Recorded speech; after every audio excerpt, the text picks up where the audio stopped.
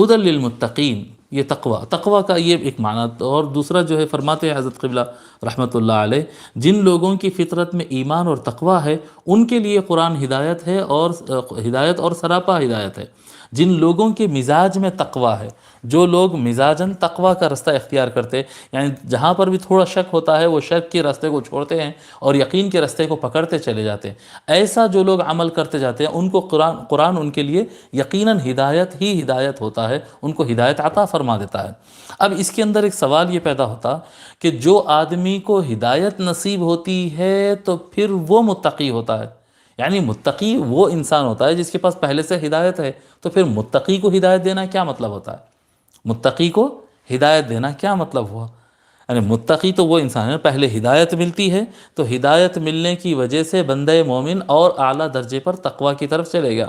اب متقین کو ہدایت دیتا ہے، متقین کے لیے قرآن ہدایت ہے، اس کا کیا معنی ہے؟ تو اس کا ایک معنی یہ ہے، اس کا معنی یہ ہوتا ہے کہ جیسا اہدنا الصراط المستقیم پہ ہم کیا فرمائے تھے، اس کا ایک معنی یہ ہے کہ ہم ہدایت پر ہے، اے اللہ یہ ہدایت کے راستے پر ہم کو مضبوط فرما دے۔ تو جو لوگ تقوی کی راہ اختیار کرتے اس معنی کے اعتبار سے، جو لوگ تقوی کی راہ اختیار کرتے جن کو ہدایت مل گئی اور وہ متقی ہو گئے، تو اب ان کو ہدایت سے وہ بھٹکیں گے نہیں، اب وہ ہدایت پر مضبوط ہو جائیں گے۔ جو لوگ ہدایت پر آ گئے ہیں لیکن لاپرواہی کرتے ہیں وہ لوگ بھٹک سکتے ہیں۔ جو لوگ ہدایت پر آ گئے اور تقوی کا راہ اختیار کر لیے، احتیاط کی راہ اختیار کر لیے، شک کا راستہ چھوڑ کر یقین کے راستے کو پکڑ لیے ہیں، ایسے افراد پھر بھٹکتے نہیں ہیں بلکہ یہ ہدایت پر مضبوطی سے جم جاتے۔ یہ ایک معنی ہے ہدی للمتقین کا۔ اور اس کا دوسرا معنی ہے کہ جو آدمی تقوی کا راہ اختیار کرتا، جو متقی ہو گیا ہے، اس کو ہدایت اگلے درجے کی تقوی کی ہو جاتی ہے۔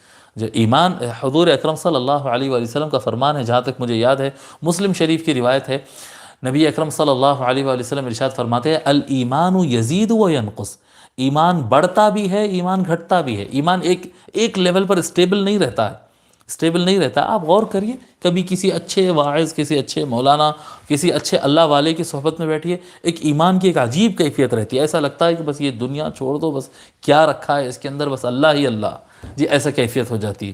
پھر واپس آ جاتے ہیں، پھر اپنے جو ہے گھر بار میں بیوی بچے کاروبار وغیرہ میں لگ جاتے ہیں، ٹی وی وغیرہ دیکھتے کرتے ہیں، بس انجوائے کرتے ہیں، اللہ کو بھول ہی جاتے ہیں۔ تو یہ کیا ہوتا ہے؟